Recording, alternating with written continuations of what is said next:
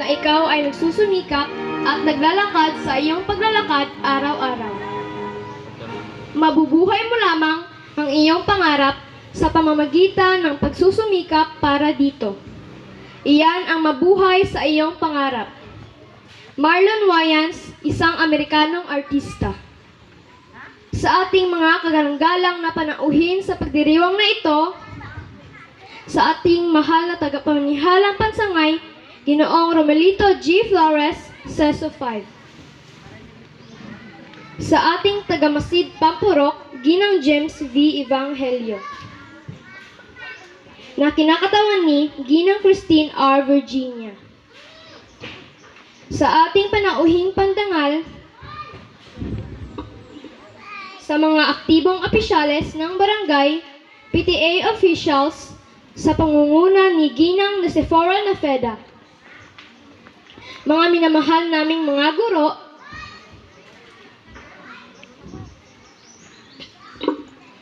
at minamahal naming mga magulang, mga mag-aaral ng paaralang elementarya ng Sumakwelan, sa ating lahat, isang maganda at mapayapang hapon. Isa sa mga hinihintay at inaasam ng bawat estudyante ay ang kanyang pagtatapos, pag-apak sa entablado at pagtanggap ng kanyang sertipiko.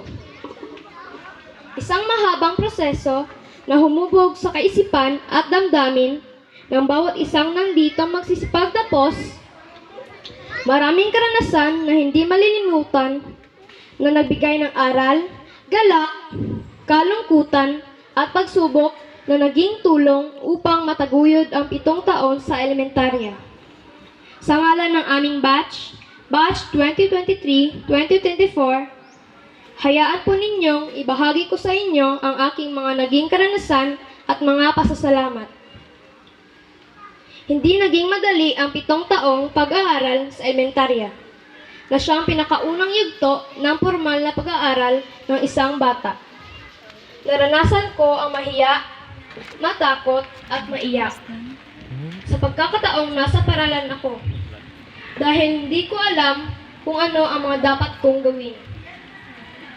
Naubusan ng papel dahil sa kakaguhit na kung anong maisip. Maubos ang lapis dahil sa kakahasa nito para makabili ng bago si mama. O di kaya ay mawala. Natuto akong umawit kahit di kagandahan ang boses. Sumayaw, tumula, sumali sa mga palabas sa paaralan, maging sa pandistrito at dibisyong gawain. Nagkaroon ako ng lakas ng loob at tiwala sa sarili na kaya kong gawin ang mga bagay na ginagawa ng iba.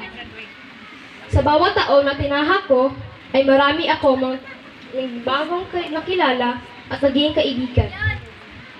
Ang paglakbay ng aming batch bilang bata at mag-aaral ay naging makulay. May pagkakataon na nag-aasaran, nag-aaway-away, subalit natatapos ang araw na masaya at nagbabati. Natuto kaming lumaban sa hamon sa kabila ng aming buhay, problema sa pinansyal o pamilya man, dahil alam naming lahat na ito ay bahagi ng aming paglalakbay. Hindi ko po akalain na aabot ako sa ganitong pwesto, na kung saan may nakasabit ng medalya, na may mga karangalan at magbibigay ng isang mensahe at maging isang inspirasyon sa inyong lahat. O ay isang mag-aaral na sumabay lamang sa takbo ng araw-araw na buhay. Siguro nga'y tinumbasan lamang ng nasa itaas ang aking pagsisikap sa pag-aaral, kaya narito ako sa inyong harapan. Kaya sa araw na ito, hayaan po ninyong pasalamatan ko ang mga naging inspirasyon at bahagi ng aking paglalakbay. Sa ating poong may kapal, na mula sa simula pa lamang ng aking buhay ay hindi na ako pinabayaan. Binigay niya ang lahat ng aking mga pangailangan, malusog na pangangatawan, talino, pinansyal, proteksyon, pamilya at kaibigan. Ay ilan lang sa aking mga natanggap. To God be all the glory. Sa aking pinakamahal na mga magulang, Papa Vincent Gwen Tico at Mama Michelle Tico, sa aking ina na nag-aasikaso sa aming magkakapatid na palaging nandyan na kahit minsan ay hindi na namin kayo sinusunod ay pilit pa rin kami inuunawa at pagmamahal pa rin ang inyong pinaiiran. Higit lalo pa sa aking ama na piniling malayo sa amin para lang mabigyan kaming magkakapatid ng sapat na edukasyon. Alam ko po kung gaano nyo kami kamahal. Kaya Papa at Mama, alay ko po sa inyo ang aking mga karangalan at masasabi kong naging sulit ang inyong paghihirap. Kaya Nanay Senda at aking Lola Virgie na laging nandyan para ako ay suportahan sa mga contest na aking sinasalihan. Nandyan kayo para sa akin. Sa mga tito at tita ko na laging nagpapaalala at sumusuporta, isa po kayo sa naging daan upang mapagtagumpayan ko ang aking mga hamon sa aking buhay. Ang suporta at pagmamahal nyo ay nagbigay sa akin ng lakas at dedikasyon upang makapagtapos sa araw na ito. Ang araw na ito ay katuparan ng pagtupad natin sa ating pangarap ng mga magulang. Ang pangarap nila mabigyan ng tamang edukasyon ang kanilang mga anak.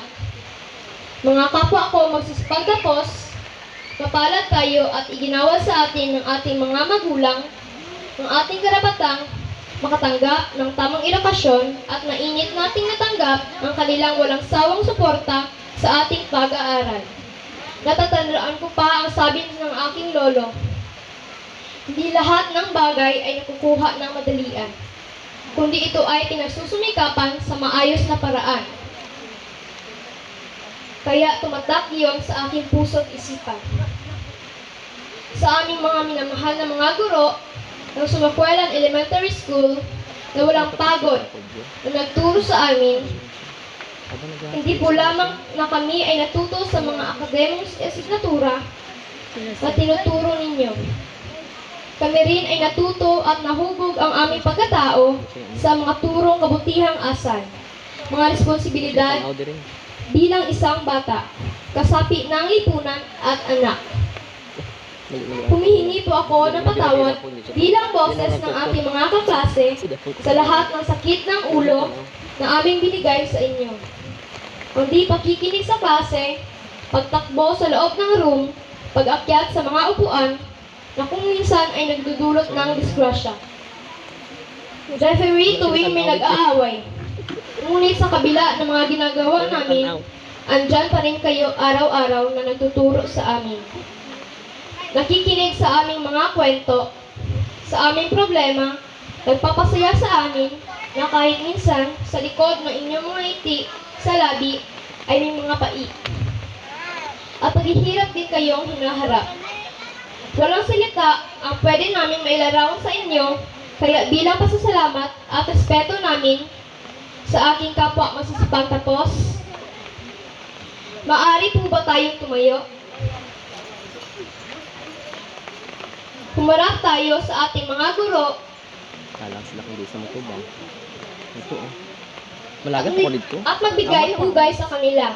At bigyan natin sila ng thumbs up. Sabay sabing, good job at maraming salamat po. Good job at maraming salamat po. Sa mga magulang na narito ngayon, maraming salamat at nasaksihan ninyo ang tagumpay ng inyong mga anak. Ang bunga ng inyong pagsisikap. Sa mga kapwa ko magsisipagtapos, maraming salamat sa karanasan na ibinahagi ninyo sa akin. Sa 7 taon na nating pagsasama, naging masaya, makulay, maaksyon at madrama. Ang aking naging karanasan kasama kayo. Nais kong hikayatin kayo na gamitin natin ang ating karunungan sa pag-aaral, isa puso natin ang ating mga natutunan mula sa libro na ating pinag-aralan, mga kalamang ibinahagi sa atin ng ating mga guro, ipapatuloy natin ang ating pag-aaral sa anumang pagsubok na ating haharapin.